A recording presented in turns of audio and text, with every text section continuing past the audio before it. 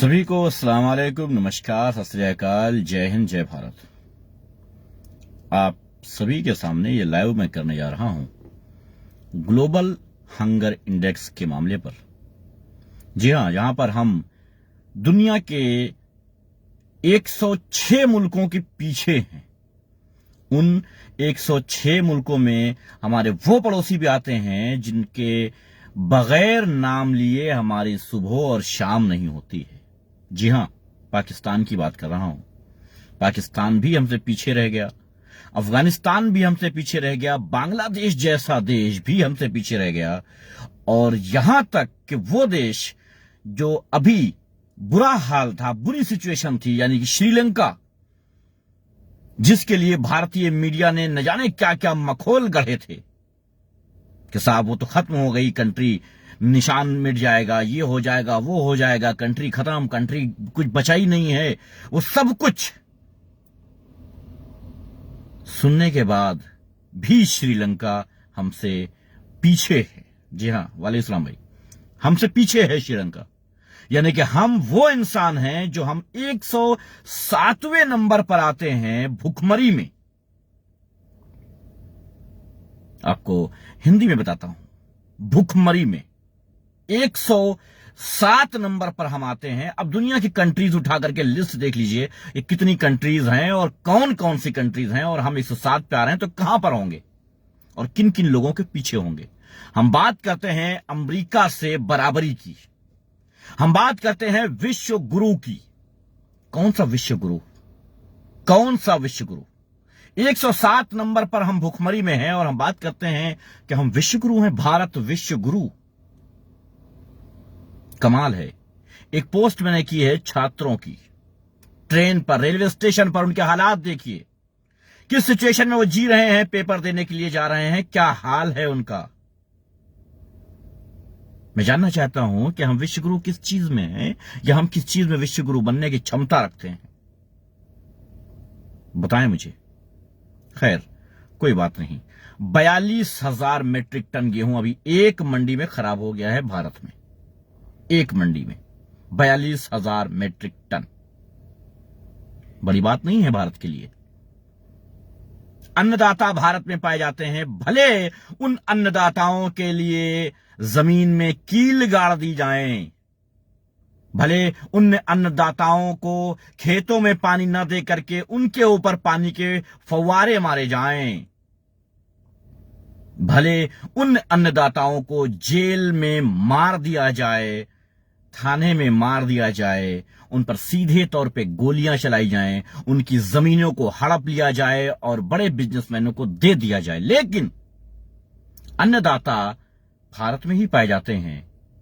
और उसी भारत में अन्नदाता फांसी लगाकर मर जाता है, क्योंकि उसको उसका प्राइस नहीं दिया जाता है, उसकी कीमत नहीं दी जाती है, और छोटी सी कीमत पर उससे अनाज खरीद करके सड़ा के फेंक दिया जाता है, जरूरतमंदों तक उसे नहीं पहुंचाया जाता है।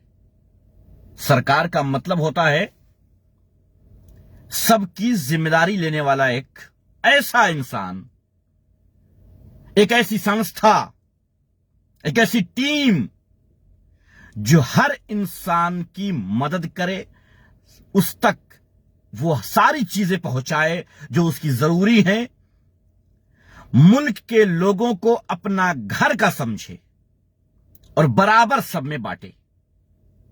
लेकिन यहां इसका उल्टा हो रहा है, यहां कुछ और ही हो रहा है।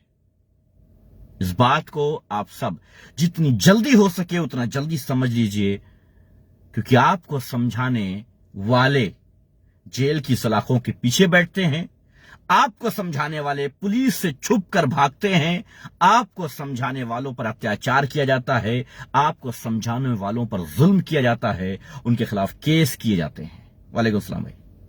उनकी आईडीज बंद कर दी जाती हैं, उनके नंबर ट्रेस किए जाते हैं, उनको ढूंढा जाता है, तलाशा जाता है, फैमिली को परेशान किया जाता है, उनके घरों पर बुलडोजर चलाया जाता है। उसके बाद कोई दरोगा आता है और कहता है कि मिट्टी में मिला दूंगा, घर में बुलडोजर चलवा दूंगा।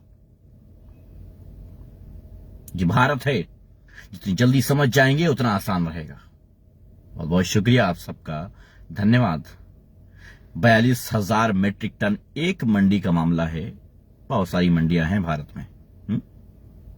कोई नई बात नहीं है, आए दिन ये होता रहता है, कोई नई बात नहीं है। हम आपसे नई बात करने नहीं आए हैं, हम आपसे वही पुरानी बात करने आए हैं। हम उसी पुरानी लहजे में आपसे बात करने आए हैं। हम वही पुरानी बातें आपको बताने आए हैं। कुछ नया करने तो नहीं आए हैं, कुछ नया करने नहीं आए हैं।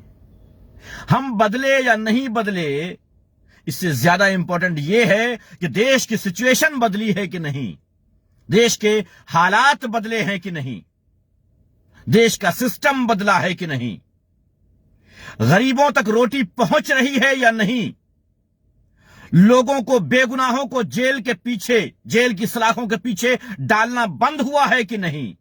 वालेकुम सलाम भाई, यह इंपॉर्टेंट है। हम बोले ना बोले, मार दिया जाऊं, डरा दिया जाऊं या मिट्टी में मिला दिया जाऊं, यह बात और है, लेकिन भूखों तक रोटी पहुंच रही है या नहीं, बेरोजगारों तक रोजगार पहुंच रहा है या नहीं, मजबूर तक इंसाफ पहुंच रहा है या नहीं, यह इंपॉर्टेंट है। और शायद भारतवासियों को इससे कोई फर्क नहीं पड़ता है। शायद सोचने की बात है, हम किस सिचुएशन में खड़े हो गए हैं। मुसलमानों के नाम पर कुछ भी किया जा सकता है इस देश में, कोई बड़ी बात नहीं है। अगर इस देश में 20 करोड़ मुसलमानों को खत्म करने के लिए 150 करोड़ भारतीयों को खत्म किया जा रहा है, तो आपको यह सोचना होगा कि हम कहां मार खा रहे हैं। कहीं ऐसा तो नहीं कि 20 करोड़ मुसलमानों को खत्म करने के लिए आप 130 करोड़ भारतीय खत्म हो रहे हैं। गौर कीजिएगा इस पर। शुक्रिया।